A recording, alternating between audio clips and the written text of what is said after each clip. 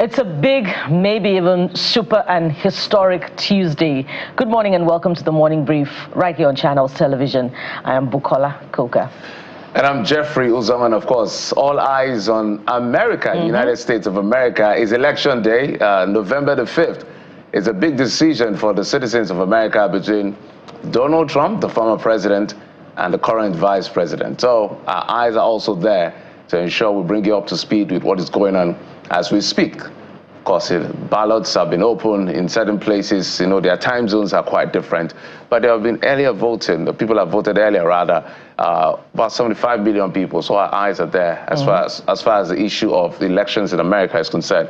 But hey, we also talk about the big issues right here in our country. Welcome to the program. Bukola. Speaking of big issues, it's pleasant to note that the president has ordered the immediate release of those minors who were being arraigned for treason as a result of their alleged participation in the hashtag End Bad Governance protest. The president directed the newly sworn-in Minister of Humanitarian Affairs to cater to the welfare of the children and ensure their timely reunion with their family members. And that's quite cheery to note, and we welcome that decision. And of course, it comes also, according to reports made by the Minister of Information, that it is without prejudice to the current state of their trial.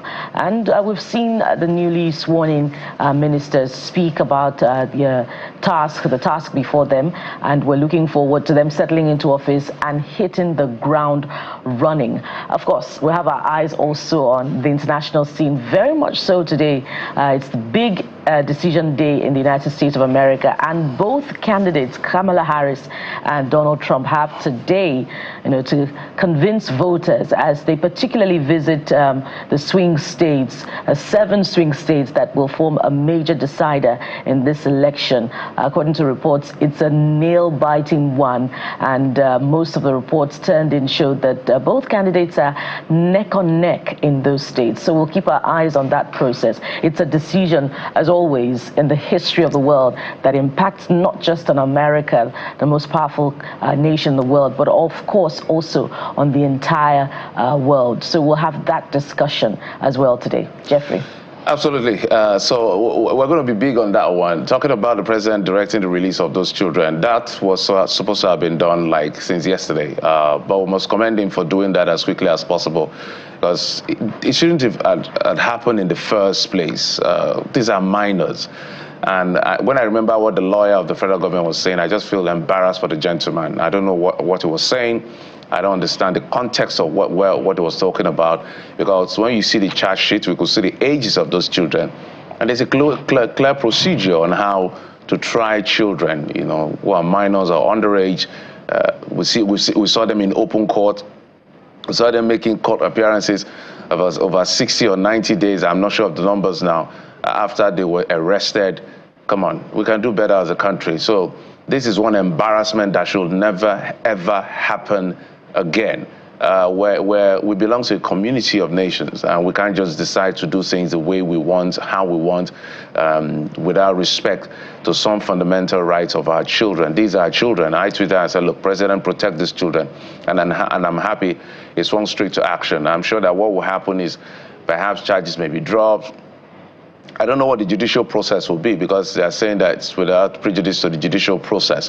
But that should never have happened in the first place. Looking at those children malnourished, some of them can't even distinguish between Nigerian and Russian flags. Some have no clue what they were doing. Some may have a bit of an understanding. But the people we should actually go after are the people that are sponsoring them. Those are the big guns. We never get to catch the real perpetrators of some of these things. The people that want to unseat the president allegedly and all of that. So we must go after the big. I will continue to preach that gospel if you allow me. We must go after the big guys at the end of the day. So I must thank the president on this one for ensuring that the right thing is done, and is done quickly, as soon as possible. Bukola, we also saw that Ifeanyi Okowa, the former governor of Delta State, has been arrested by the EFCC. At least as of yesterday, it was in custody. I think I heard he was arrested in Port Harcourt. And we know we've always said that, look, let's be clear, it's an allegation. The allegations are quite weighty. It has to do with misappropriation, embezzlement, and all of those things of funds. Let's make sure that everyone who holds office, with due respect to the presumption of innocence, is held accountable. Because we've seen politicians just become crazy rich, permit the use of word, and you begin to ask what is the source of their wealth. But it's going to go through the judicial process, hopefully. We're still trying to get Yaya Bello to come and take a plea at the end of the day.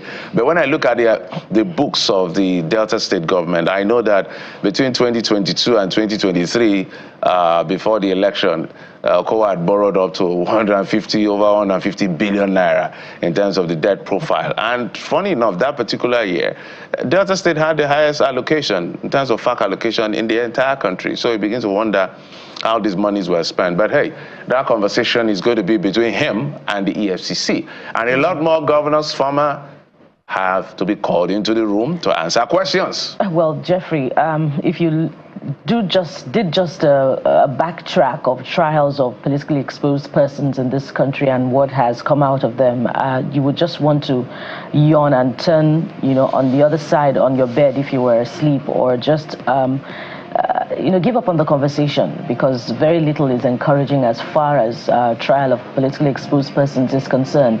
So what goes on in that space? A lot of soft landings, return of funds, and we even see some of them, returning to public life. So what are our values as a nation?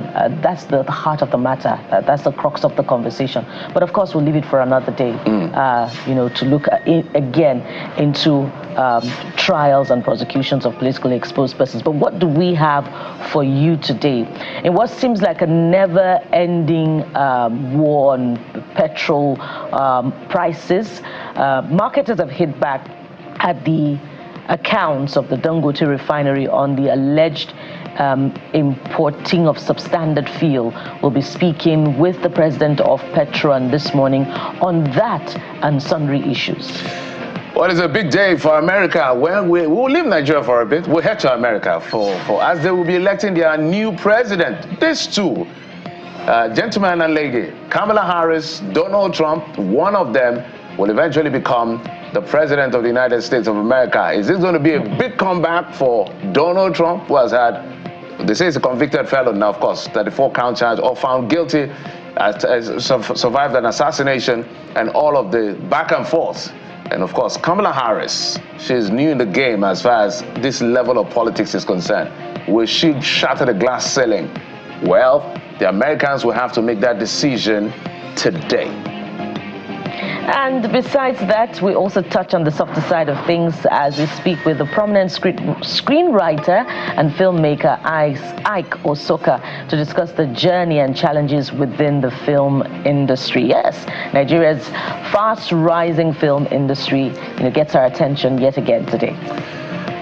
And of course, there's a lot for you to talk about. Now, today particularly, I will try as much as possible, to be on our platform. So whatever you're talking about, we'll try to bring it up in real time as much as we can. I know you'll be talking about America, you'll be talking about the children that are released. You perhaps be talking about the national prayer that the president's wife will be leading as well, and the NSA, I understand, will be leading as organized by the religious bodies. So whatever it is you're talking about, that's why we're here, to amplify your voice and make you heard right here on the program. It's a community show. We'll take a quick break. When we come back, Bukola will be bringing you our top stories. So stay with us. We'll be right back.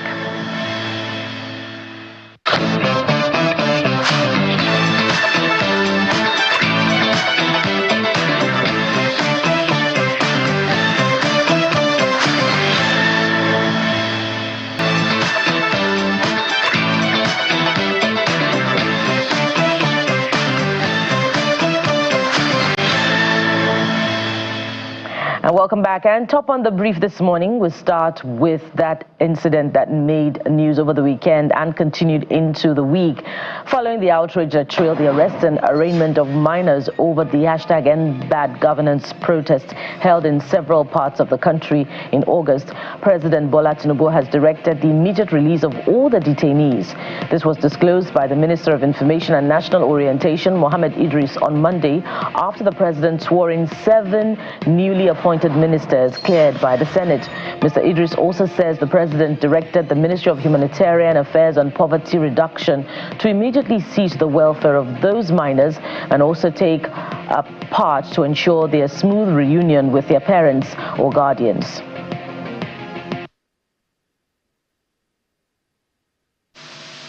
The president has directed that these children, these minors, be released immediately.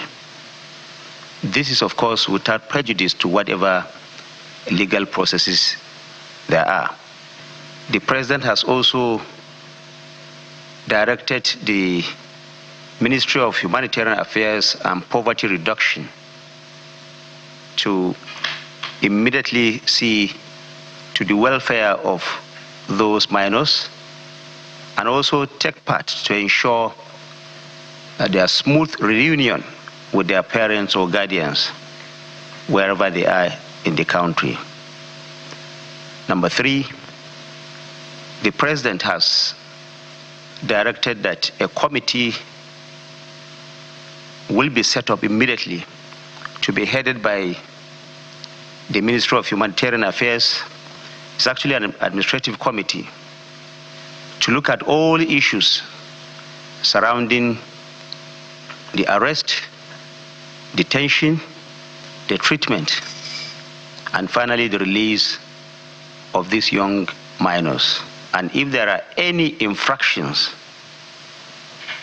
found to have been committed by any official of government, be him a law enforcement agency or whoever that person may be, appropriate disciplinary action will be taken against him or her.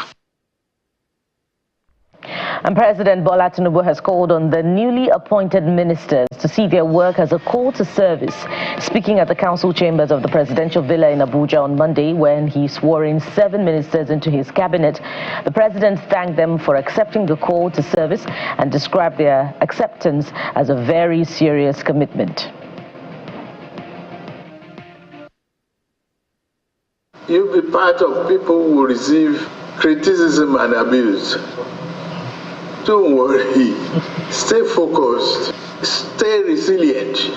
Your thank will come with the history of growth and prosperity for this country. We have a diaspora that is doing so well all over the world.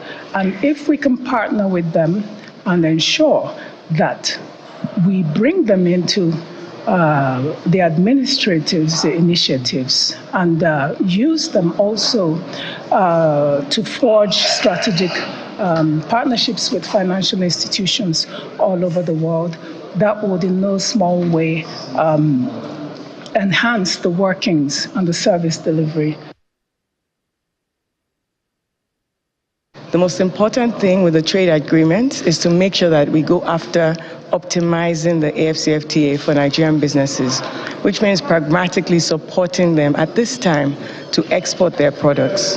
With the investment agenda, it's really important that we retain domestic investment and aggressively attract new investment.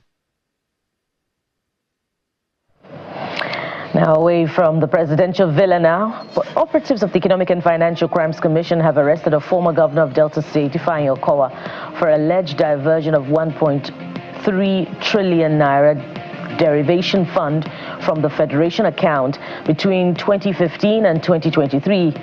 Confirmed by an EFCC source to Channels Television, Mr. Okowa was arrested in Port Harcourt, the River State capital, when he reported at the Port Harcourt Directorate of the Commission on the invitation of investigators handling his matter. The former governor was alleged to have failed to render accounts of the funds, as well as another 40 billion naira he claims he used to acquire shares in UTM floating liquefied natural gas. Investigators are also looking into an alleged diversion of funds by the former governor to acquire estates in Abuja and in Delta State. Justice Obiora Igwatu of the Federal High Court Abuja has issued an arrest warrant against the managing director of Dana Air, Hathirimani Pranesh, over an alleged refusal to appear in court to stand trial after he was served with the charge and several proceedings taken in the matter.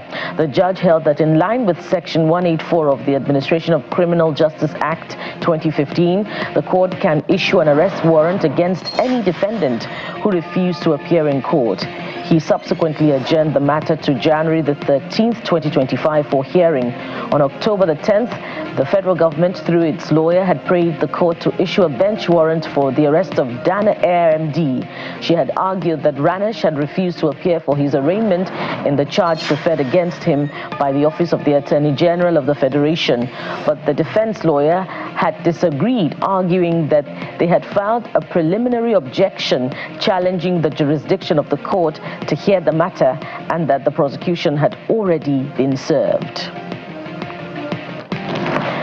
And the Kano State branch of the Nigeria Medical Association is calling for the immediate sack of the State Commissioner for Humanitarian Affairs, Amina Abdullahi, over what they describe as a lack of respect and compassion for frontline healthcare workers and disregard for ethical practices of the profession. In a statement released by the association, they allege that the commissioner orchestrated the harassment of a female doctor.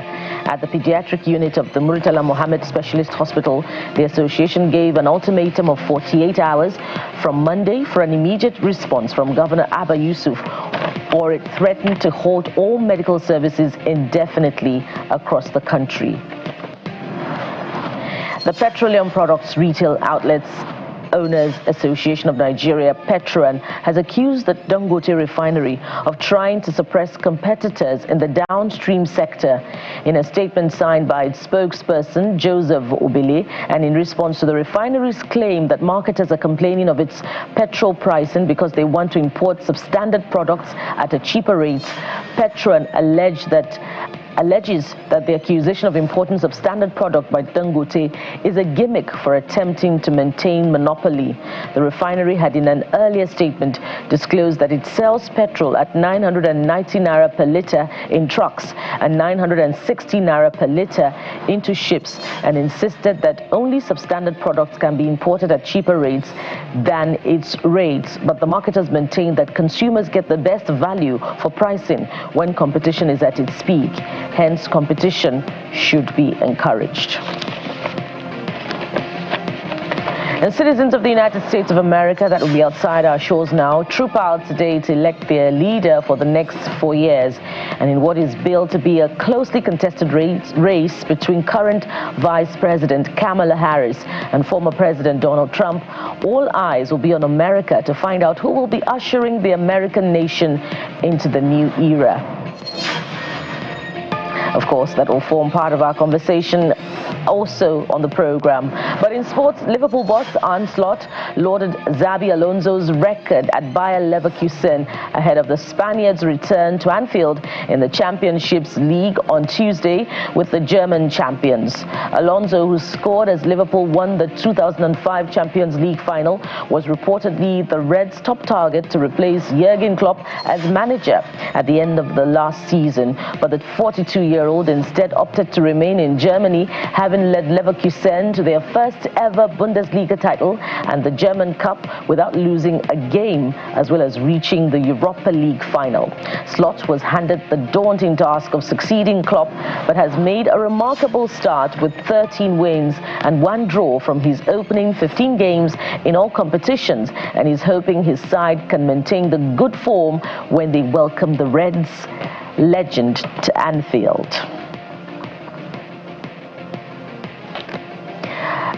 So many big stories happening at the same time, but we're following all of the stories for you this morning. So what are you saying about the major ones, particularly the ones forming talking points at home? Jeffrey joins me now for a review of your thoughts on this segment. Hello again, Jeffrey. Yes, absolutely. And this is one of my favorite segments of the program, where we have to tell the world what you are saying. We say we amplify your voice on the program. So let's get straight to business.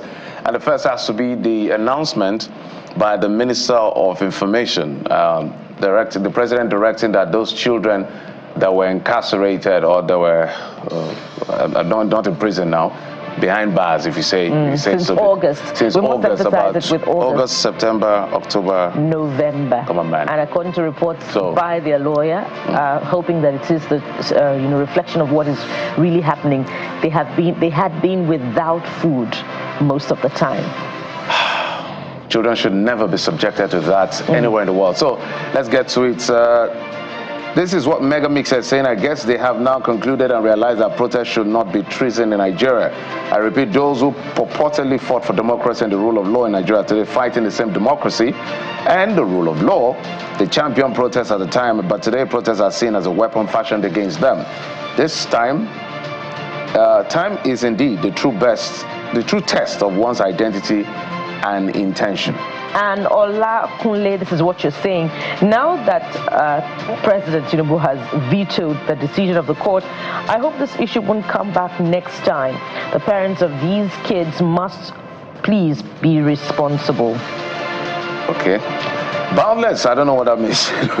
Boundless said President Tinubu should not only direct their immediate release, but also set up a rehabilitation program to take care of their well-being and mental stability because of the inhumane treatment they were given. I think he's directed the Minister of Humanitarian Affairs to that effect. Next one, Bukola. Air to Africa says, so without the outrage from Nigerians on social media, they would not have released them. But what about the NSAS victims rotting in jail and other political prisoners who wished for a better Nigeria?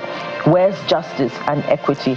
Well, I believe there's a continuing disagreement between civil society, agitators and the police over the continued or purported continued detention of the #NSAS reporters. But some NSAS reporters were released recently.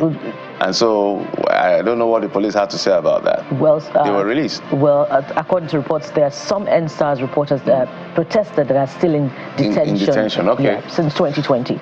Okay. Bio Rim says, good development, but should not end there.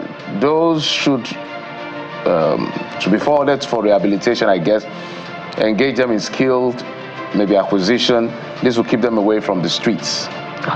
All right, we hear you, particularly with regards to the minors and the call for their release. Up onto our next talking point now. Fire burns shop at Ajah Market, Lagos. Terry Wellington is the first user this morning, and it starts by saying, sad. People shouldn't lose their means of income at all, not even in current Nigeria with its economic ups and downs. Traders, please normalize getting fire insurance done. It doesn't cost much, and if the fire isn't your fault, you would get a large part or the full value of your goods back. I think we have the visual of that particular fire incident, and this period is always very tricky because of the weather, although it's still raining in parts. So that's what happened. So those are the visuals coming in from that market in Ajah. So let's take a listen for a moment.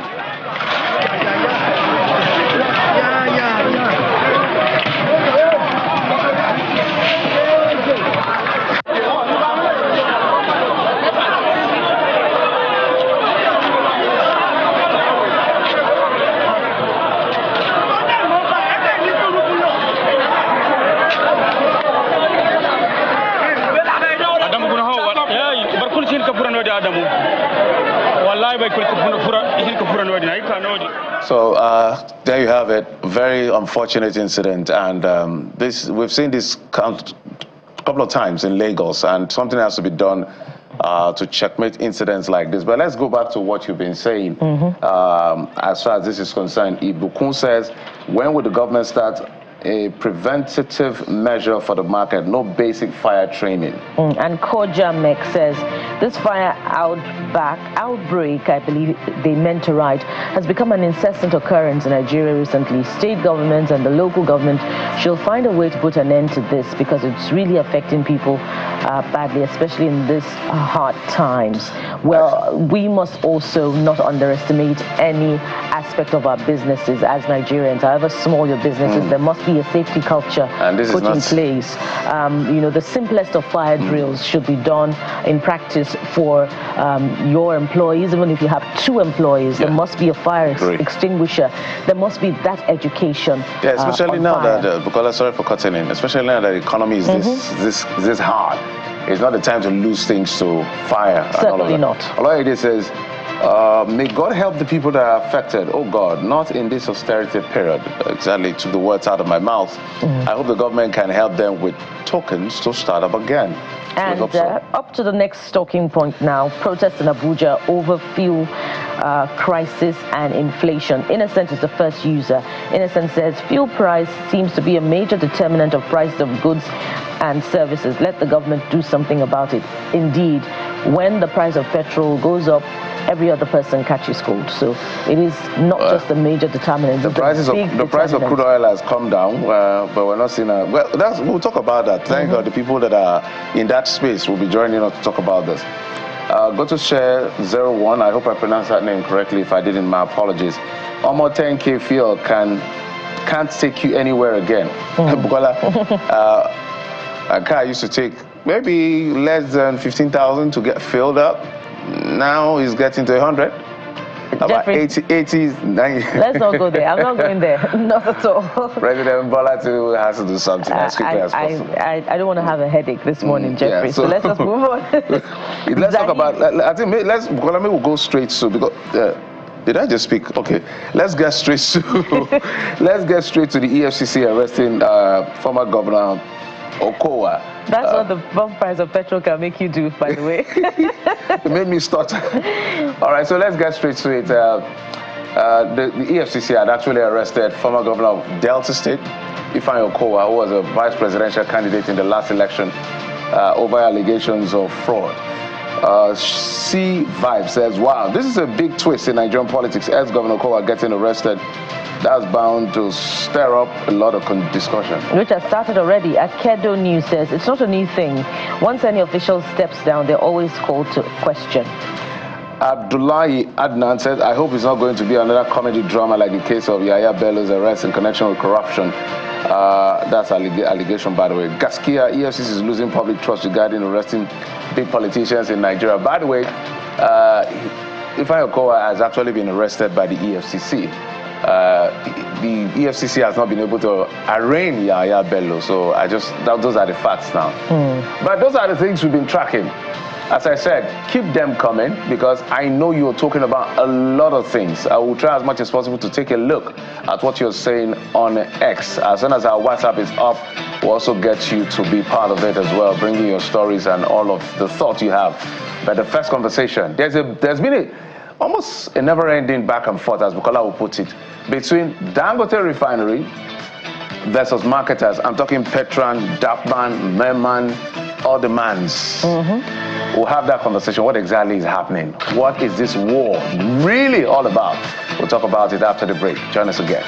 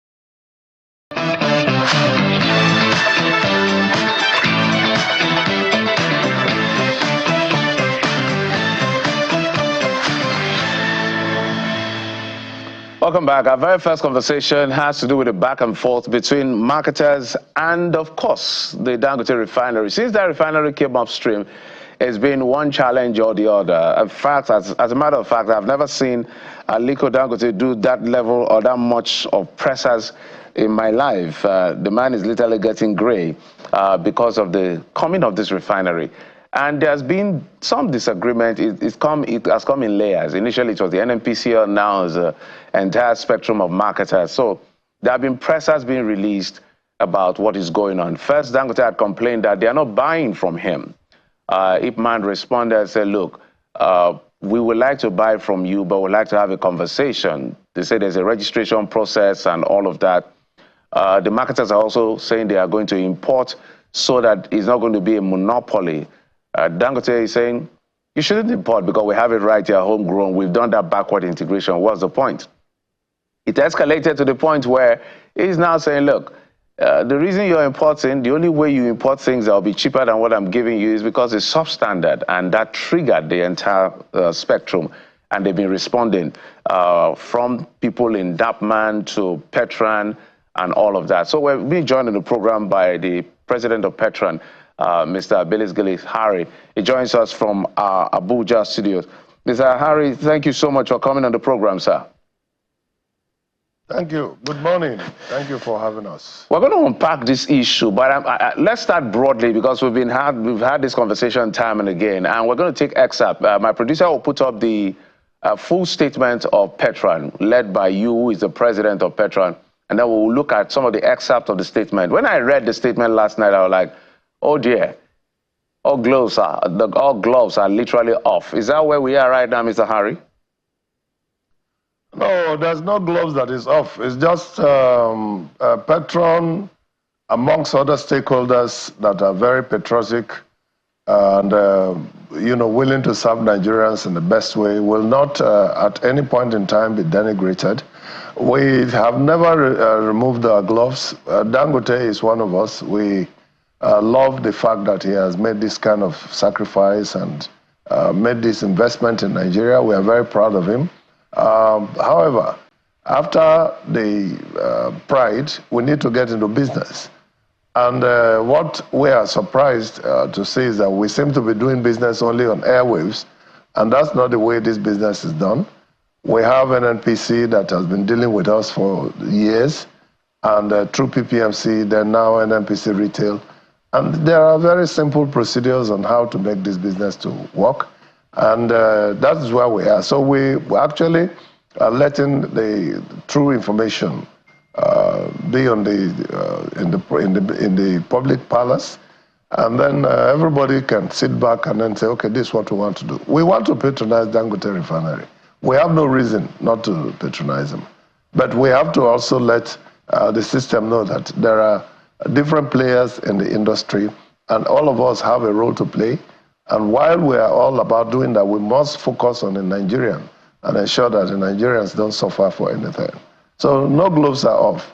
It's just a simple clarification. The reason I said gloves are off, I'm going to be taking you on some of the things that were said, things that they sounded like nuances, but they are allegations literally from Petran. From your statement, if my producer can put that up, you said in that statement, the publication by Dangote Refinery that Petran will import substandard petroleum product is not coming as a surprise to stakeholders because such is the usual gimmick for maintaining monopoly. That's one part of your statement. I'm trying to go to the next one. The allegation that Petran will import inferior products and saying that an international company is trying to establish a PMS blending plant in Lagos are all strategies for Dangote Refinery to push others out of the market in view of achieving monopoly for exploitation. Those are strong words. And you say gloves are not off? Well, I don't see that as gloves off. It's just making sure that there are clarifications made, because we have never engaged in anything illegal, and we will not allow anybody to accuse Petran. It's a very noble organization that has grown over the years, and we are serving Nigerians with all of our heart. We make sure that our members obey the laws of the land, And so we cannot at any time be involved in selling product that is substandard or import substandard products.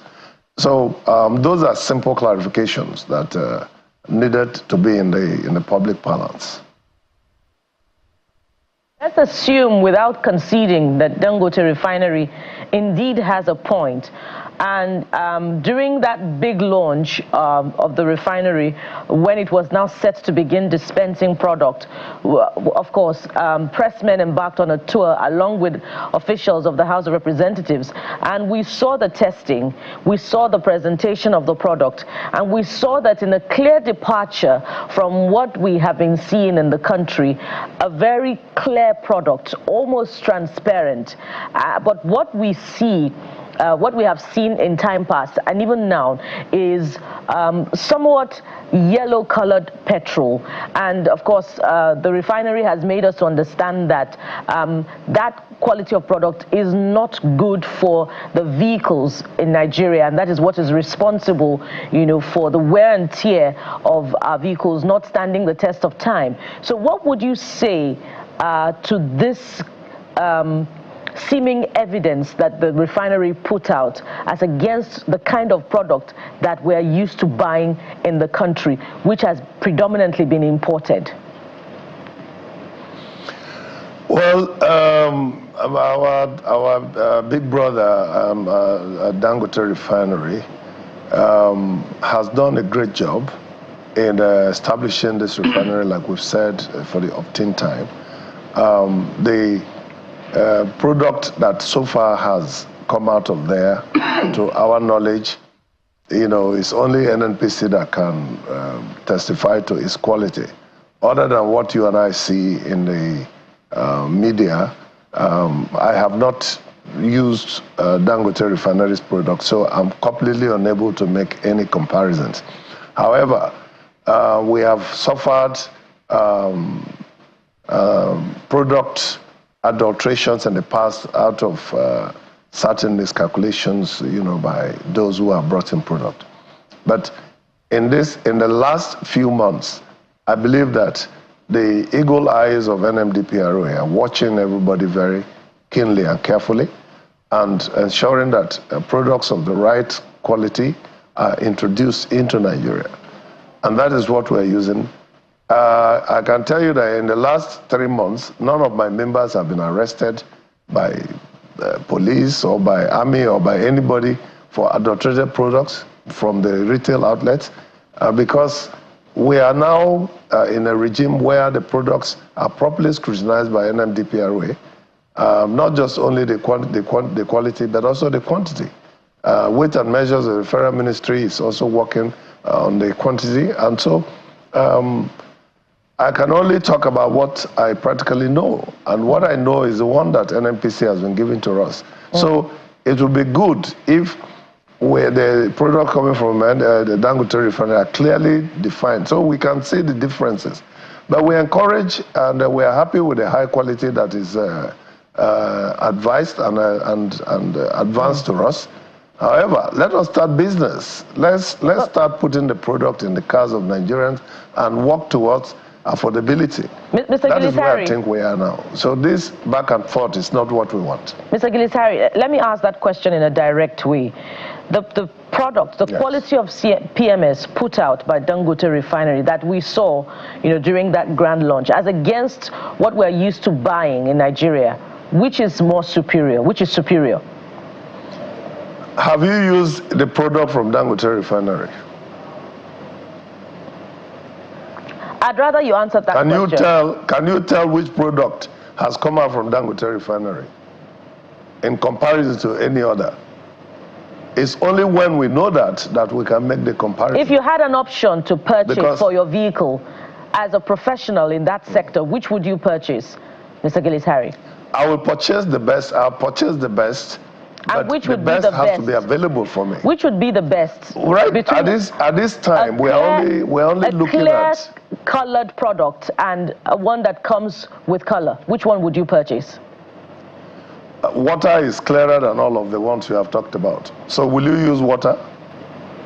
We're not talking about water. So I understand that this may be yet again a product, a fallout of the price war between marketers and Dangote refinery. But I'd like to go to your statement, Mr. Gilisari. You say that Petran has concluded plans with her foreign refinery counterparts and financial partners to import the best quality of PMS and then sell far lesser than the present selling rate of PMS in Nigeria. But I recall very clearly times on this platform that we had asked you to tell us what would be the appropriate price of PMS, particularly with reports that the landing cost of petrol had come down, but you were not non-committal to what an ideal pricing would be. How come your organization is committing to the possibility of now selling petrol far lesser than what is being sold in the country now? Well, the situation is right now, PETROAN members' retail outlets are dry. So you need to understand exactly what's going on now.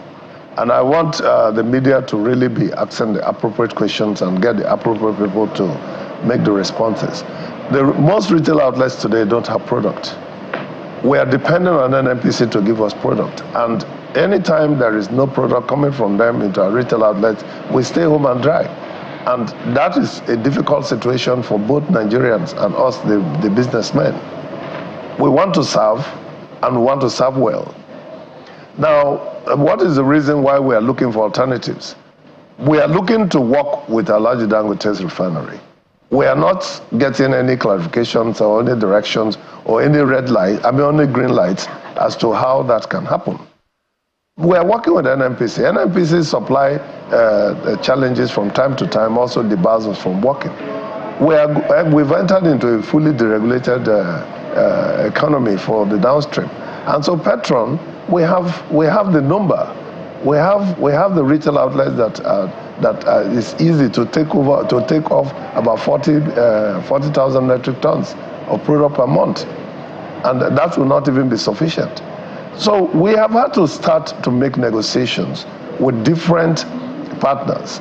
The challenge being that we do not have access to forex, and so we are negotiating on the different alternatives of how to think out of the box and use other ways to be able to make payments. For instance, looking for exportable products that can now be exchanged, for our products. And if we do that, there is no reason why we shouldn't sell more, because we shouldn't sell less, far less actually, because we know that the cost of money is a major component in the pricing dynamics. And if we can, get products at a cheaper price with the right quality, and don't forget the NMDPR will not allow you to import any product that they do not have specification approvals. So all that has to be done. And once it is done, and we can negotiate to bring products down, and which we are being offered. Right now we are being offered products at a much affordable rate for us. The only challenge we have is just how to access forex. You're not answering my question. What has changed between the time that you were negotiating with Dangote Refinery and now? How come your organization is now committing to being able to sell petrol far lesser than what is being sold at home? Prior to this time, you didn't commit to what should be the ideal pricing of petrol, particularly because it comes as a surprise to Nigerians that Dangote, a homegrown refinery, is selling petrol at a very high rate. So what has changed? Well, I can tell you, without any out of doubt, that petroleum product pricing is dynamic, and it will be foolhardy for me, with the level of experience I have, to give you any specific price. I can only, at all times, look within a bandwidth of what the pricing will be, because a lot of things can change. A lot of things can change. And that is why I will not at any time commit to any particular pricing until the product has landed. When the product has landed in our depots and we are already loading, then it's very easy for me to say, look, members, this product we have all bought, we've gotten at this price. And we do that even with NNPC. When we get product at NNPC retail for a certain price, and we see that some of our members want to sell at a higher price, we call their attention and let them know that we know where you bought the product and this is how much you bought it. So that kind of service is what we will always do to make sure that the prices are competitive. So as far as the far lesser could, if today fuel sells for even as less as 2 naira from Petron, it will be far lesser because it will add up. So what has changed, and to answer you specifically, is that right now we are desperately looking to make sure our business works and we serve Nigerians. PMS critically is going to become a major concern for every Nigerian. And if Petron can help in bringing the challenge down by sourcing for products in different areas, and we did say that we are ready to buy from Dangote Refinery, we are ready to buy from NNPC Retail, we are ready to buy from DAPMAN and MOMAN members, we are also ready to import where we have the opportunity to do so. And we're actually taking steps to make those work. So it's simple. Which option is open for us to have product today is what we'll deal with. If eventually we start importing products and then bring products in, we will endeavor to make sure that we bring high quality and we focus on price affordability for Nigerians. So that is what is changing. What is changing is determination to serve Nigerians. What is changing is value that we have for the Nigerian economy to grow. That's what is changing. All right, Mr. Harry, what I hear in terms of nuances is it appears, look, it looks like it's an existential threat to the entire ecosystem. It looks like we won't allow this monopoly. And I think it's also a fair argument to say, for us to have that energy security, there has to be multiple suppliers. It's also a fair argument. But what Nigerians are confused and concerned about, is first, Nigerians want to buy more affordable PMS. Nigerians want to buy more affordable PMS. They want to buy more affordable fuel. But Nigerians want to also understand how come that if you import, your PMS will be cheaper than what Dangote is selling. At least now we know that Dangote is selling 960 to those that are the ships, and those that are trucking for 990. So explain to Nigerians how what you bring in will eventually be cheaper in the market when you add all your margin and all your administrative costs than what Dangote is selling that is just within the neighborhood right here around Lekki. We are willing to buy Dangote's product at whatever price that we find comfortable for us. We want to patronize Dangote Refinery. And I want you to get this correct. Dangote has not opened the door for Petran to work with him. If he does that, then we will have the basis of comparison for anything. Right now, everything that is in the news space is projections and speculations. And don't forget that even if we have to buy product at Dangote Refinery for 990, that does not translate to landing the product in our retail outlets. There are still additional charges, additional logistics, additional charges that will come on board. So these are not things we can discuss over the news media and then to make transactions over televisions or radio or TV or newspapers. We need to sit down as businessmen and look at what we say. Yes, it's a business. Aliko Dangote's business is a machine that we know that is very respectable and valuable. And we also, in our own little way, contribute to the ecosystem. So we just need to make sure that we are all on the same page, and monopoly by any standard is not advanced, it's not advised, and it's not in any way going to play. Everybody must do what they have to do. Let the refiners refine. Let the depot owners maintain their depot efficiency. Let retail outlet owners and marketers do their own business and make sure that everybody in the system is taking something home to their families, and Nigeria is growing better, because that's how we are all going to be paying taxes. That's how we are going to be encouraging the next small business to start. Right. So that's where we're going to. So when you are talking about the pricing and why you think that our product will be, what about if we have a refinery, owner that's looking at the opportunity of 200 million plus people in Nigeria and aiming just only to serve just only 15% of that population, and Petron is providing the requisite basis on which that investment can be attracted? Will that not be a better reason why there will be transparency and why products can be sold cheaper? It's not just importation. Petron, first of all, is not so much in support of importation. And even when we engage in importation, it will be temporary.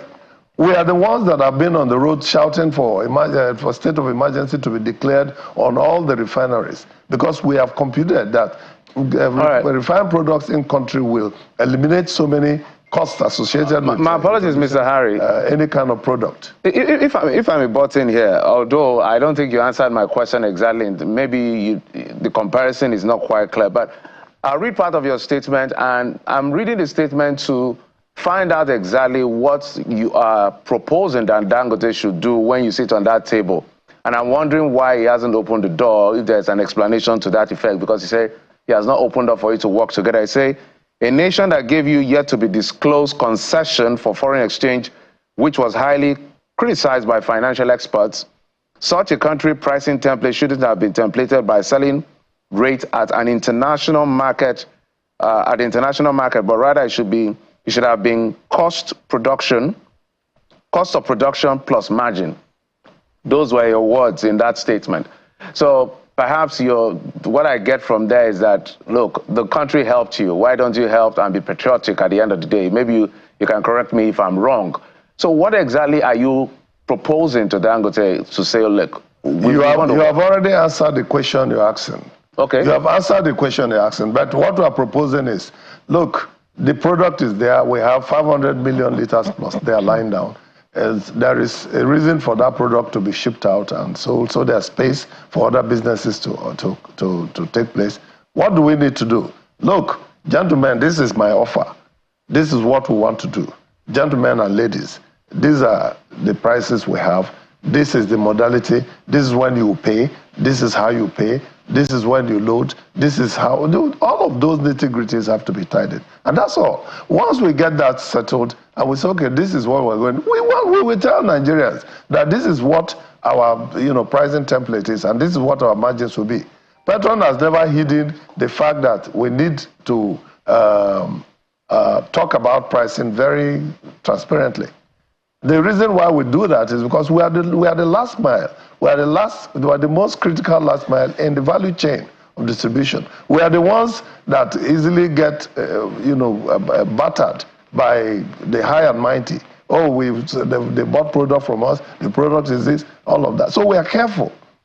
We have learnt the rope to make sure that our members sell product that is of high quality.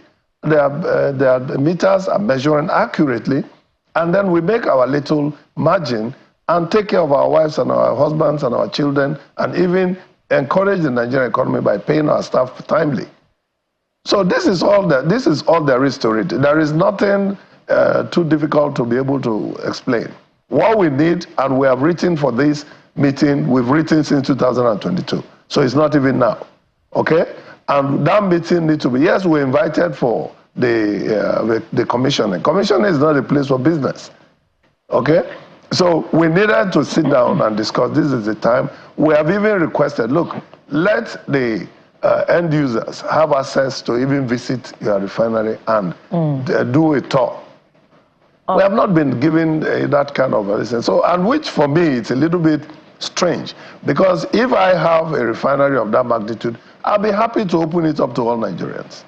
But provided that security values are taken care of and not compromised. Well, you know, so this is just all we need, just the nitty-gritties of the business, and then we get into business. You know, Mr. Gilizari, there is still no clarity in spite of how much time we have committed to this conversation, because DAPMAN also put out a statement debunking the allegation of importing substandard fuel. In fact, Pinnacle Oil and Gas also put out a statement denying the allegation that it set up a plant to blend substandard fuel somewhere near Dangote refinery. And your statement also comes through as well. So should we assume, and I want you to do this in about 60 seconds if you can, should we assume that the talks between IPMAN on the one hand, major marketers, PETROAN, your organization, and Dangote have failed to sail through or make any headway so far, and NNPC retains this problematic monopoly that you have long complained about, hence petrol importation will continue?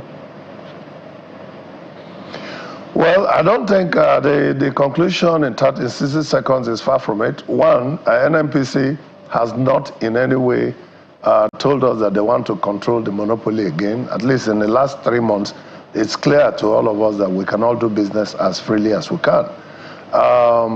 The stakeholders are still willing, and if you look at our press statement, we also still asked, you know, for Mr. President to call a roundtable so that we can discuss this in just 3 hours maximum and then end the conversation. The conversation is simple.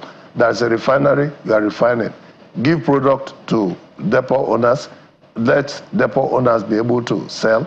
We, retail outlet owners and the marketers, we have our access. Of course, we can buy directly from Dangote, why not? We have our off-taker license. So let me just say this now. Some of us already have our off-taker license to off-take from Dangote refinery. And we have completed it. We have gone through the process of registering even there. And yet we don't have any answers.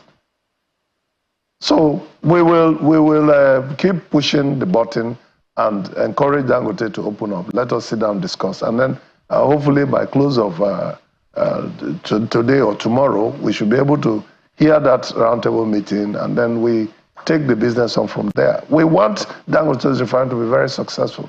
All right. And we also want to be successful in our own little way. All right. So that's where we're headed. Mr.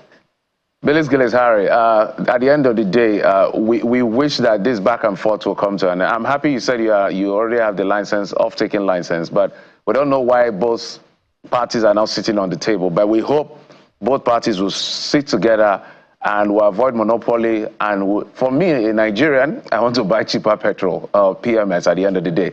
Mr. Billis Gillis-Harris is the president of the Petroleum Product Retail Outlet Owners Association of Nigeria, Petran.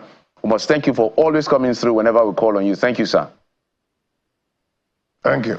Thank you. Well, we'll take a quick break. When we come back, we'll leave the shores of Nigeria, but somehow it's related to how it would impact us eventually as Africa, as Nigeria. We're going to talk about the U.S. election. It's election day today in the United States. It's a battle between former President Donald Trump and Vice President Kamala Harris. Join us again.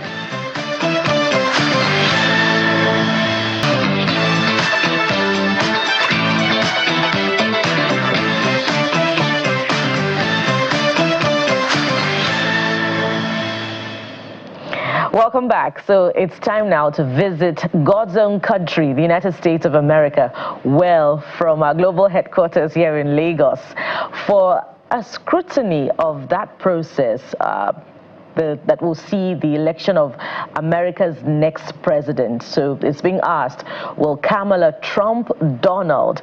We're going to see how it plays out. Will it be an election that will be called within a matter of days, as we saw in 2016, or will it take a longer period, as we saw when Bush went against, I believe, Al Gore many years back down the line, where it took weeks before the election was called? What are the other issues that that are forming the decider between the two candidates, Donald Trump and Kamala Harris. Let's have this conversation together this morning. And joining us, first of all, we have Dr. Tokunbo Olorundami, a lecturer at the School of Humanities, York, St. John University, York, United Kingdom. He's also a political strategist. We also have Mr. Sylvester Okere, a public affairs analyst who joins us from the United States of America. Both men join us virtually this morning. Good morning and welcome to the program. Good morning to you from the U.S. I'm going to start with you, Mr. Okere. You're joining us from the U.S. As a lot has been said about both candidates. Donald Trump surviving so many challenges, assassination. He has even gone through a treason trial. Kamala has also, been projected to be coming in strong as a former prosecutor, and particularly did well, during the debate. What is your reading of this process, first of all, before we delve into the issues? Well, thank you so much for inviting me, and this is a discussion that I love so much because I know that Nigeria will pay so much attention on the U.S. election. There is a quote, a saying that says that when America sneezes, the world will catch cold. This election is the most consequential election in the U.S. history, and it's very, very important. The stakes are high everywhere, in as much as polls, being generated. Some are fake and some are real.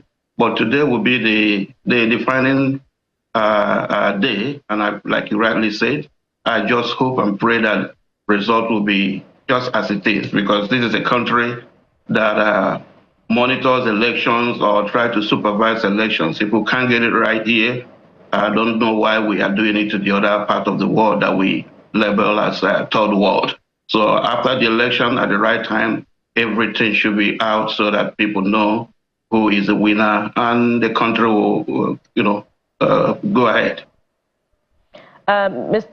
Dr. Olorundami, I'm going to ask you to react to the same question.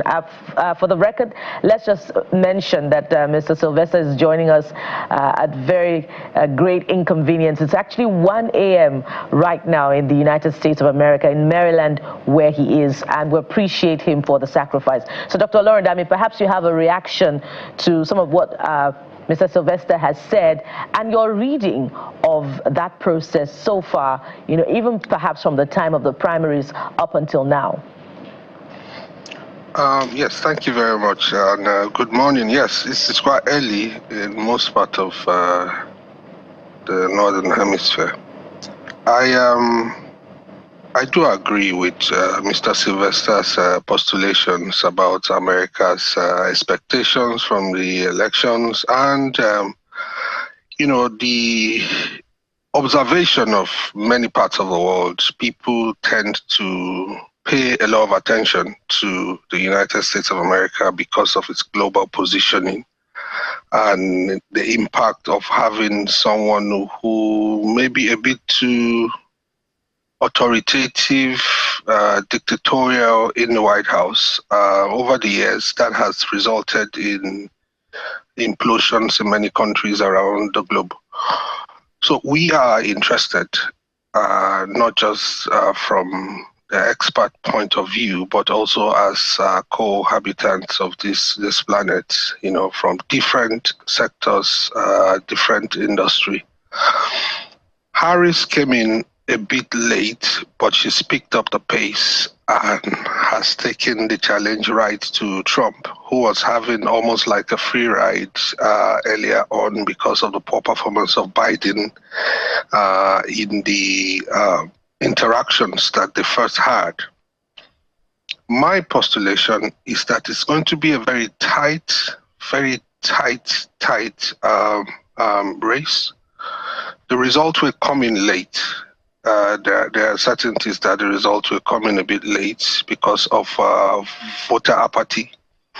And a lot of people will also stay away, not knowing where to put their allegiance, so to say. Because if you look at the patterns of voting in the past, it's is also quite close, even with Trump and Biden. So we should expect nothing less in this round of election. My feeling is that because of Harris's involvement and the fact that America is about to take a major new turn, the election will either go, to her side or far away from her, to making a statement, in readiness for having the first, female president. So it's a bit undecided. It's not quite clear, and I think both candidates know that it's a tight race. All right, Mr. Akere, let's bring it back to you. Before we bring it to the broader global space where we'll talk about foreign policy and impact and all of that, maybe let's stay within the Americas. So we see Trump is high on immigration. Harris, on the other hand, issues about abortion. We can go on and on about the issues, but the bigger issue is the issue of the economy at the end of the day. So my question, maybe let's get to this. What does a Harry presidency mean, or what will a Harry presidency mean for America, not the global community now? And what will a Trump presidency, Harris presidency mean for the American citizens and a Trump presidency? We've seen Trump before. We've never seen Harris. So if you were to project what it will mean to the American community, the American citizens, the American state, what will it mean before we talk about all of us outside America? Thank you. Yeah, that's a great question, and that's what I try to make. Personally, I would want every American, every eligible voter to understand that the Trump comeback will mean a great comeback for the economy, for America, a great comeback on security, border security, a great comeback on Israel's borders and around the world. We see what is going on in the Middle East. We see also Russia and Ukraine. To an extent, Kim Jong-un himself is mobilizing his military. So Trump comeback is a blessing. And I pray that God has designed him for this particular purpose. Whereas a Harris comeback is the opposite. It's going to mean great economic dwindling, and also weakness, incompetence, and appeasement. Because seeing what they have done in the last 4 years, nothing positive. Even Abraham Accord that Trump enacted or formed was destroyed. And if Trump was the president, the whole world knows that what is going on in Ukraine today wouldn't have taken place. What is going on in Israel today wouldn't have taken place. Inflation that is in America today wouldn't take place. So our life is on the ballot. Our groceries, how we raise our children, transgenderizing innocent little kids in America today is on the ballot. So while Harris is projecting abortion, even though Supreme Court have made a decision that the states should take care of this, and that's the way it's supposed to be. You can't force lifestyle on people. What you want may not be what I want. What goes on in Vegas should stay in Vegas. Maryland, where I live, can choose how they want to handle abortion. We can't force it on anybody. And also, you have illegals coming in, and you want maybe transgender options for me to pay for it. So none of those things should be forced on people. So Trump comeback will be a blessing to America and to every reasonable family in America. All right. Okay. Let me stay with you on that. Apparently, you're a Trump supporter. I guess that's what I will presume from the statement you made. But people have seen Trump as a threat to democracy, that he tried to upturn the election because he did not win in 2020. I want you to speak to that as well, because elections were called. Just hold on. I remember in the case of Al Gore, when he was when they went to the Senate, eventually said, "Look, I do not agree with the result of this election, but I accept statesmanship." But no, Trump refused to agree to that effect. I don't know where you got your data from to feel that Trump is going to manage the economy better, because people have criticized him. He had done it before. Just hold on. People have criticized him for not sometimes understanding the economics of economy, if you allow me to use that word. Because even things like tariff, even some of his followers are confused about who really is impacted by tariff. I can go on and on and on and on. So when people say Trump is an existential threat to democracy, doesn't that concern you beside the pros you've seen? What are the cons you've seen? People have said a lot about Trump being an existential threat, but talking about democracy, Harris herself was not elected. That is number one existential threat. That's number one abuse of democracy. Normally, the party nominate and elect somebody. She was not. Two, secondly, freedom of speech, the censorship. There is no democracy. The essence of democracy is freedom of speech. These are the people killing the freedom of speech. Nobody, because you don't want your opponent to speak, then you tag something on them. After the election, remember they created a board they call disinformation and misinformation. All of those is to intimidate and silence people. So if you're talking about democracy, people should really be, democracy should be exercised. And the candidate herself should be elected by the party. The shenanigan brought her up there. So before, my father always said this, when you're pointing a finger at someone, the rest points back at you. What they are attacking Trump, accusing Trump, is what they themselves are doing professionally. You understand? All right. I'm going to bring this to you now, Mr. Dr. Olorunda. I'd like you to respond to the same issues, really, that Mr. Okere has raised. And particularly, I'd like to ask if we would be surprised by Harris' presidency. Should a Harris presidency be judged by what we've seen a Biden do? Will she be a departure from the norm of the last 4 years in character and in policy disposition towards those major issues, abortion, the economy, immigration, and even foreign policy? It's hard to respond to Mr. Sylvester, who is a obvious hardcore Trump supporter. However, I will speak to the facts of my observations.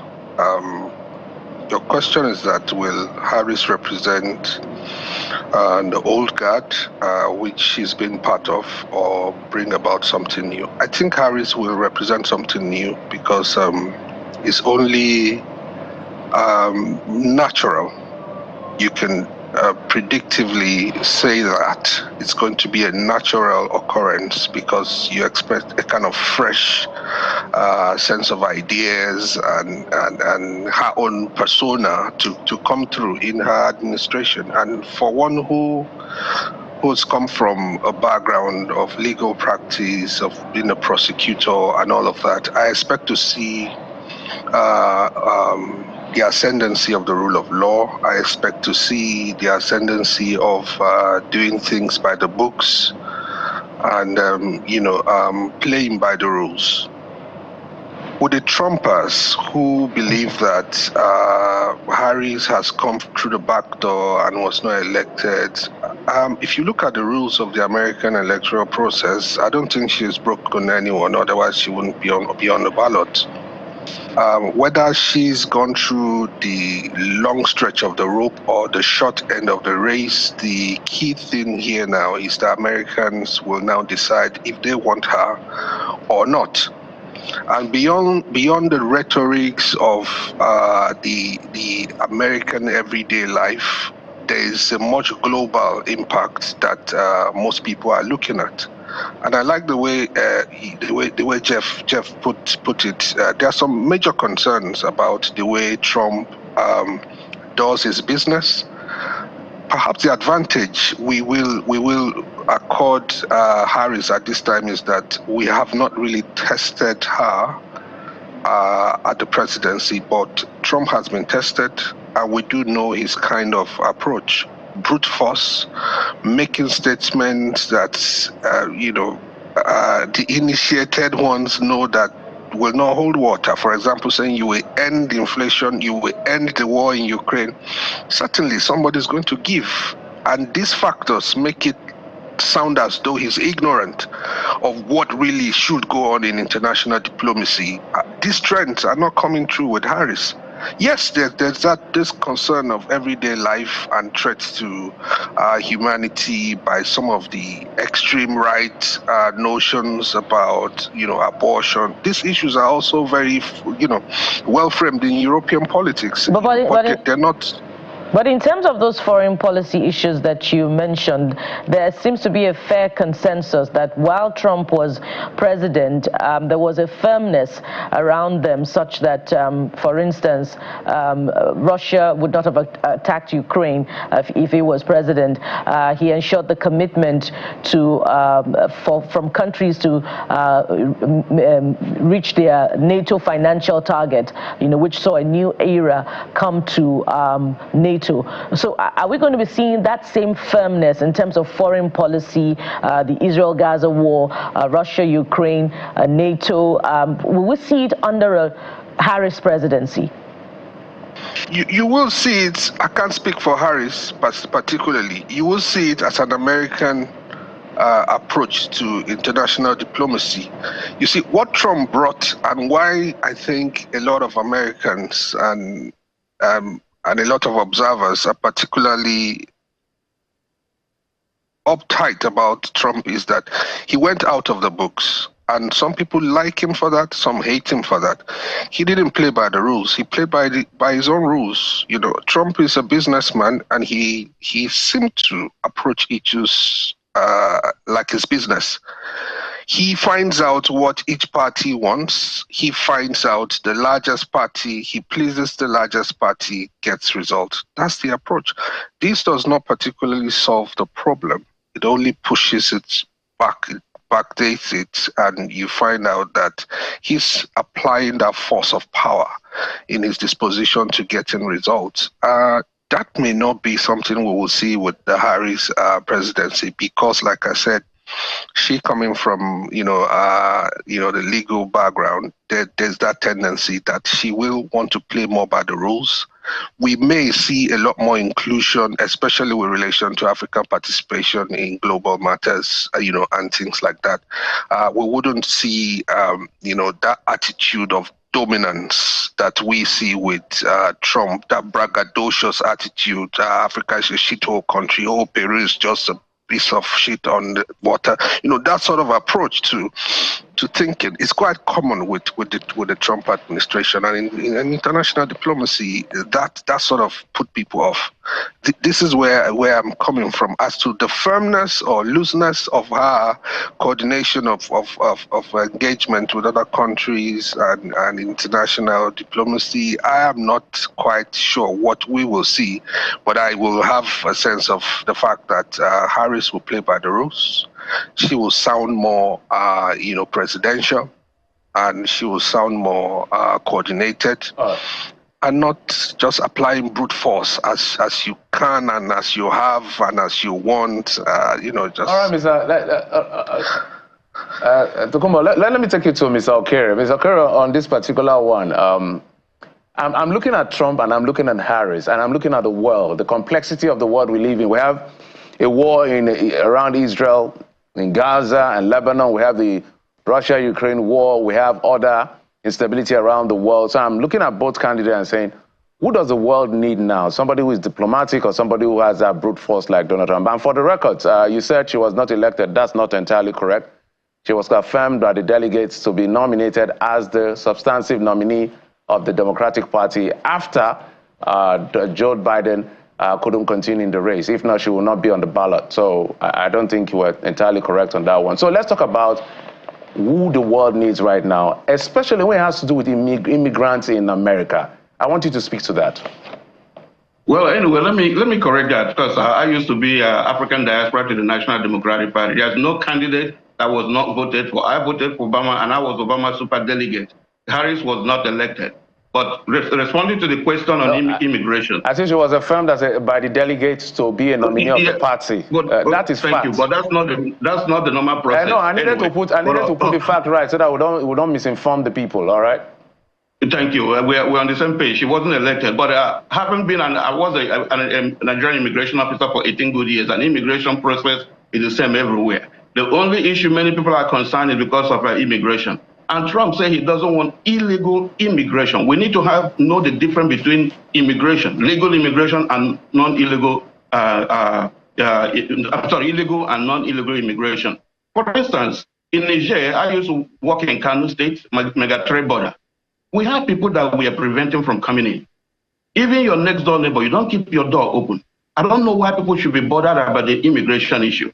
And how is the immigration issue policy, Democrat or Republican, which one is benefiting African countries and so on? So what Trump is doing to protect the country is needed. We see people coming in, invading the country. Some of them are criminals. Look at a lot of rape. 2 days ago, I think on Sunday in New York, an adult raped 5-year-old.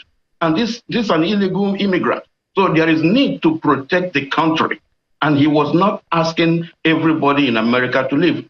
You understand? So what he's doing is right.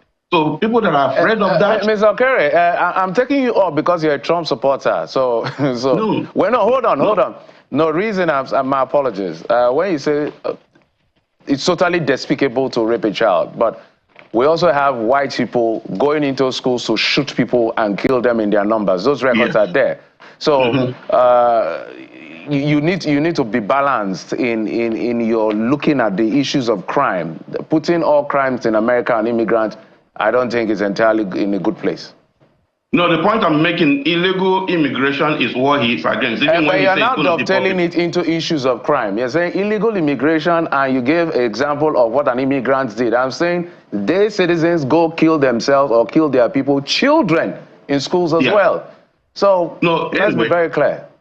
Yeah, being clear on that, illegal immigration anywhere, no country in the world does that. Nigeria doesn't do it. I'm an Igbo man, right? Yes, a few months ago, we were crying about harassment. These are people from within the same Nigeria. So why we are now against a country being protected? America first before any other place. When you are in an airplane, first of all, they're going to show you how to mask yourself before you even mask your infant baby. So we need to first of all protect the nation, country first, before we now start talking about any other person. Nobody said don't come, but come in legally. And there are people who have been here for years in process. Then all of a sudden you are bringing people in because of, you want to benefit from election and that. And that's why they are fighting voter ID. If you don't have intention of using the illegal immigrants vote, you will not fight voter ID because even 21-year-old need a present license before you buy alcohol.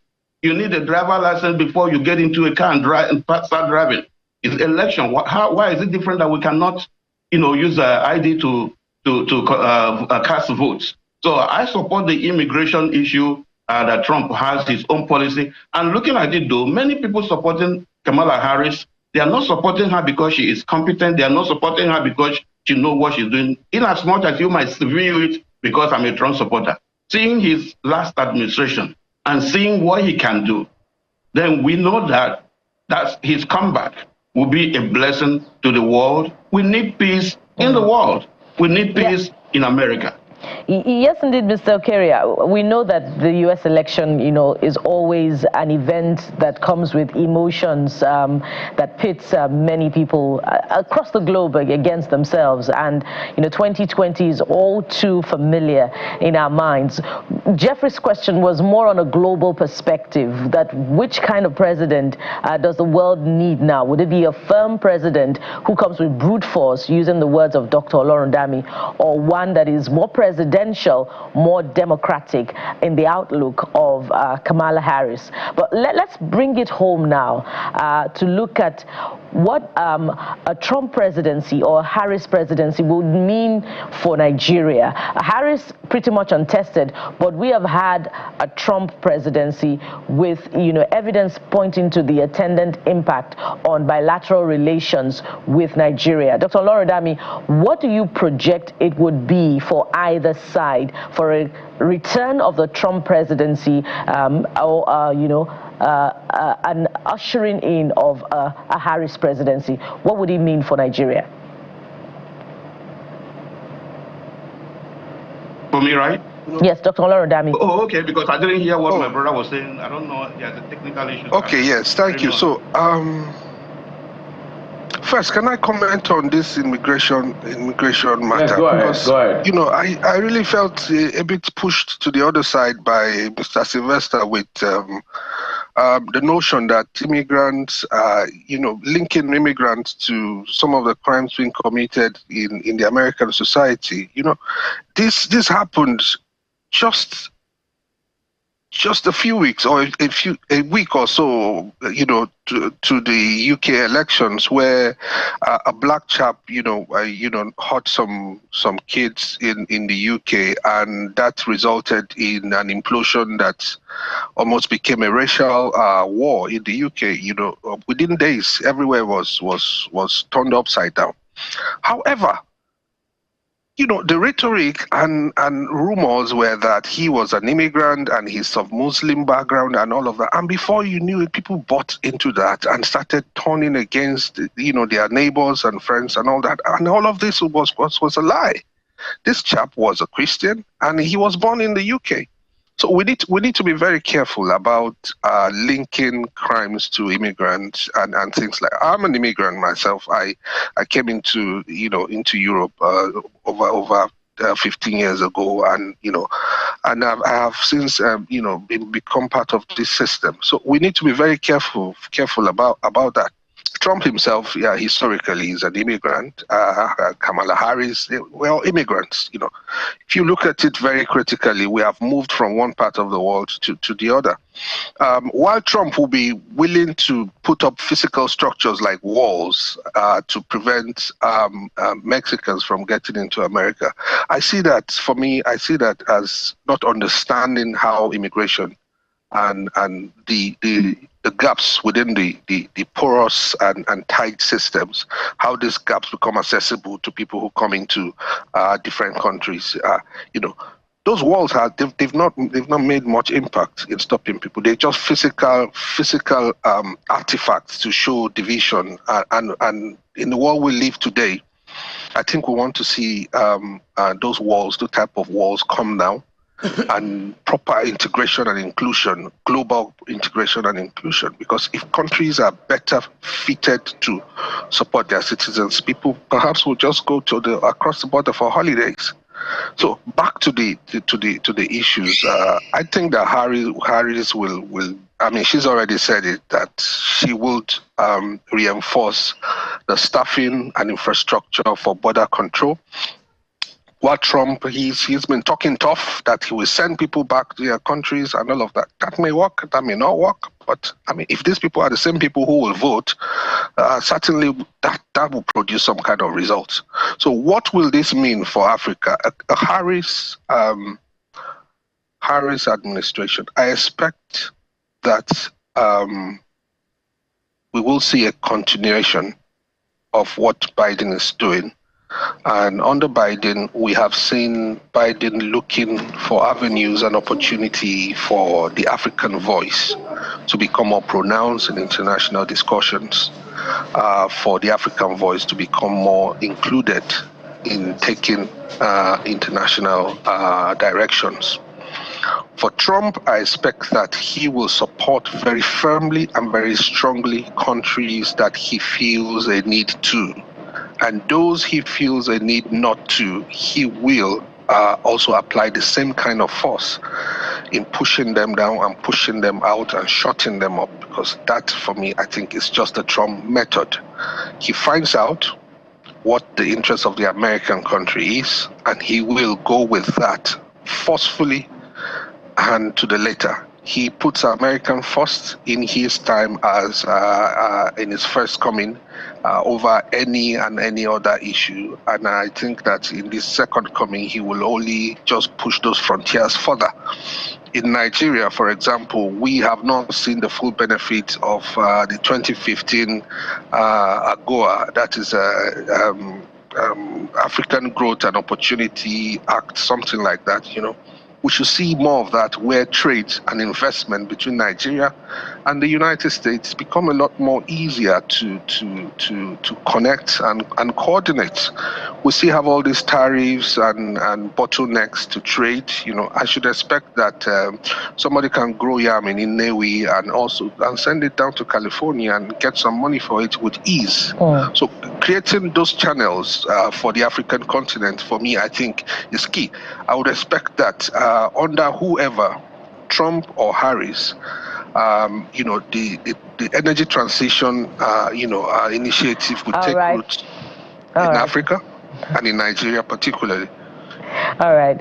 Whether it's a Trump or a Harris presidency, we hope for a healthier world with a healthier balance of power that is, you know, favorably disposed to every country of the globe. We wait to see what Tuesday will unfold to be coming, and indeed the coming weeks, whether it will be a Trump or a Harris presidency. I want to thank you very much, gentlemen, for your time on the program. We've been talking with Dr. Tokunbo Olorundami, lecturer at the School of Humanities, York, St. John University, York, United Kingdom. He's also a political strategist. And we've also been talking with Mr. Sylvester Okere, a public affairs analyst who joins us from the United States. Thank you so much, gentlemen, for your time. Thank you. Time now to switch to the softer side of things as we look at the rising fame of Nollywood and the challenges and opportunities within. Stay with us, we'll be right back.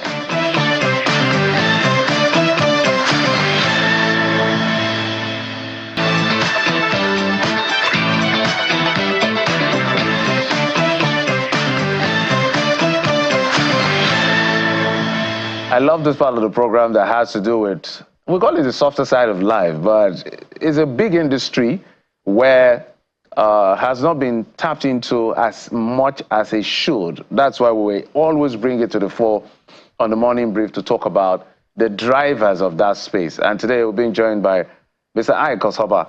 He's a screenwriter and a filmmaker. He joins us right here in our Lagos studio. Thank you so much for coming on the program. Thank you for having me. I'm looking at you as a screenwriter, filmmaker, but it's like I have seen this face before, acting. Is it your cousin, your brother, or yourself? Maybe myself. Let's be clear. Because I tried acting at some point. Maybe it could be me you saw. And like how many years ago? Okay, that was probably like 7 years ago. Ah, because maybe you have I've forgotten the English you use now. When somebody looks like somebody, double something. Double ganger. Double ganger, Double ganger, yeah. Because as I'm looking at him, I say, okay, I've seen this guy. I've seen him somewhere. Many that look like this in the industry. So what is responsible for this look? This common, fair, dread, bearded, cool looking.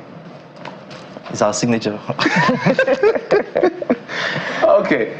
Welcome to Morning Brief, and welcome to Channels Television. Thank you. I like to also talk to people that are not sometimes actors and directors. So the people really do the work, screenwriters, the people responsible for the dialogue, if I'm correct. Yeah. What the actors say, yeah, that gives a narrative for the story. Yeah. So walk us through how you create the language that people can interpret. By that I mean you're doing a movie and you want to relay a particular narrative. Yeah. How do you sit down to create it to ensure that, okay, this language I'm using here will evoke the essence of what I want to do, or this will be less? How do you determine that? And then we can now layer that on top of which actor can mouth it, embody it for me, and give me what I want. Okay, thank you very much. So, I mean, to answer that question correct, effectively, I will just use the example of the latest work I created. So, when I want to start writing, right, of course, you think of your characters. Like, who is this person? You have what we call character Bible. Character Bible is the document the writer creates, that talks about the background of the actor, the character.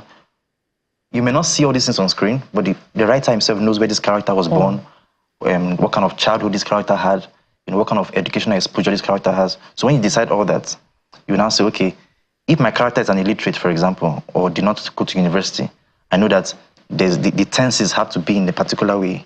If the character is Igbo, the choice of language, even though the person speaking English, has to be in a particular way. So you have to, like, create a world for the character, create a life for the character off the screen, so that you can decide what the character will say per time. So you do that for all the characters, and you now start saying, okay, the emotion of the character, is this character a hot-tempered person? Is this person a romantic person? Whatever choice of emotions will also determine the kind of things. So if somebody is hot-tempered, for example, the way the person will talk, the choice of words, the choice of adjectives will be different, right? So those are the things, you do. Then after you now write it, you now look at, okay, who do I cast for this? Who can fit into this, this human being I've created? So, I mean, many people don't understand the work that goes into writing, but it's deeper. It's deeper than, what you just hear on the screen. So that's basically how you create the world. Then you now decide what actor. Sometimes you call for auditions to see different actors try out the lines and see how it works. Or sometimes you just have a picture of an actor in mind. So for example, if I want to write a slapstick comedy and it's an Aki Apopo kind of thing, I just have them in mind as I'm writing. So I know that I'm going to use Aki Apopo. I just said, okay, this is what this kind of person will say. Aki Apopo will not use some kind of language. You understand what I'm saying? So that's how it works. You know. Profound. It reminds me of something that we learned in literature, stream of consciousness narrative technique, where the writer plays God. And, it's also instructive because in the movie space, the actor is celebrated, the director is celebrated, even the producer is celebrated. But I wonder if you agree that, the same kind of recognition is accorded the screenwriter, particularly in awards, in interviews like this. Do you think that the screenwriter has earned the rightful place as the people that bring us the amazing dialogue that we love to watch in movies? Well, I would say it's better than before, but it's still not there yet. The screenwriters still have to be more recognized in terms of negotiations, in terms of recognition. Most times, now I'm a director, although I still write, but in the days when I was just doing writing, sometimes when they make a post about the film coming out, the writer will have to call and say, you didn't put my name, So, but I mean, it's getting a little better now, but these people still forget writers. People they'll just make a post and they will not say, oh, directed by, starring this person. And the writer will have to call and say, my name is not on that post too, So, but, except when you get to a level, like, the top writers that have written blockbusters, that cannot be ignored. But for writers that are just coming or that have not really gotten their blockbuster name, they still have to struggle. Even in negotiations, in advanced countries like in Hollywood, writer, there's a system, a structure, and it's a benchmark that you cannot pay a writer less than 5% of your film budget. But of course, it's not like that in Nigeria. You pay the writer, I mean, what to do, please? As the gods pleases. As the gods pleases. Now you're explaining this, sounds like a lot of work. So, because this is literally this is the person, besides the action, this is the person that tells us what we will later say in terms of trying to reference a movie, more like singing to a song because the writer wrote the song. So let's give an example in an hour 30 minutes movie that is a drama. So dramas perhaps have a lot of words around it. How long does it take you to put it together? So it depends on the texture of dramas are different.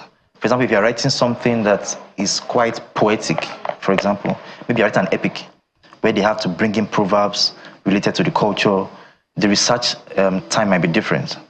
But of course, producers don't give you time in Nigeria. They in fact, most times they come to the writer when they are ready to shoot, So, but give or take for an average screenplay for 1 hour, 30 minutes drama, a simple drama, you could do it in 2 weeks. And if they pressure you and pay you very well, they can make you do it in 1 week without you sleeping most of the nights, So, but 2 weeks, sometimes, but if it's like a blockbuster kind of thing that is going to maybe Netflix, you might need as much as 3, 4 months, 5 months, depends on the whole development process. To create the entire body of work for one film. Yeah, sure. 4 months. So how does it make you feel? Because I'm putting myself in your position.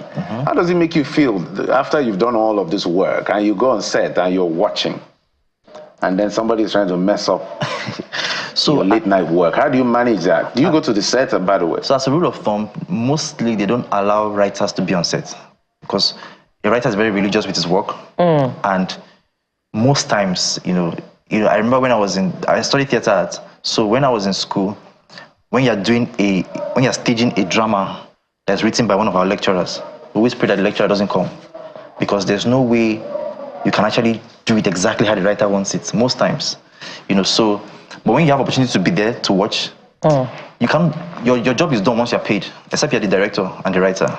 Once you're the writer, once you submit the script and you're paid your money, you don't have any say per se how. You just have to pray that they don't spoil your work. You understand? So, but most times it's not even advisable for a writer to be on set, because it just gives you a lot of worry, and it can be very limiting for the creative work of the writer. Yes. I totally understand. But let's make progress now. Tell us about your work, Miyidima, which is going Miyidima. Okay, which is going to be a film at the Africa Film International Festival, right? Yes. And of course, you can also talk to us about the value that AFRIF is bringing to the creative work of Nigerian Nollywood filmmakers. Yeah, before I talk about my work, talk about AFRIF. The festival is one of the, if you Google the top festivals in Africa, AFRIF comes, I think, number 3 or number 4.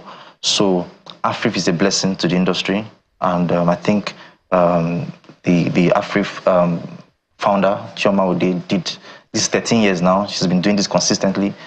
This is a place where young filmmakers have a point to showcase themselves to the right audience, and I think it's a huge blessing and should be encouraged. And my work, Miyidima is a Fulani story. Miyidima is a Fulani term that means I love you, right? So it's a love story set in a Fulani community, and we had to travel all the way to Zaria to shoot it. And it talks about, how limiting, how limiting sticking to tradition religiously can cause us. It talks about 2 lovers and how they tried to fight against the tradition that wanted to stop them from being together. So the values we are selling in Miyidima is the value of unity in our diversity.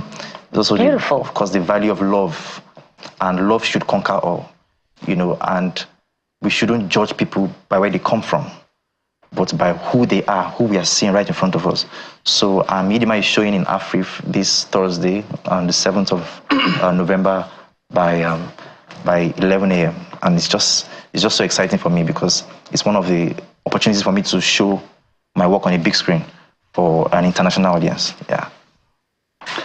So I'm wondering again, sorry, I'm trying to put myself in your... So how many movies have you written for? Have you, Yeah, so I've written for, I think, top of my head, I've written quite a number, but I can count up to 4 right now. I've written for The Women in Our Lives. It's a movie that came out on Rock TV some time ago, and it went on YouTube later. I've written for Tales of Royalty, which is a child education story. It's mostly child actors that were there. I've also written for a series, Ninja People, by Legacy TV online, and I also co-wrote Waiting for You, an Embodying Life academic production. Yeah. So for those people who are saying, okay, I'm not interested in being an actor or a director, I want to also be a screenwriter. Yeah. Because when the picture you painted about how, what do you call something Bible? The character Bible. Yeah. The character Bible made it even complicated in my head, even further.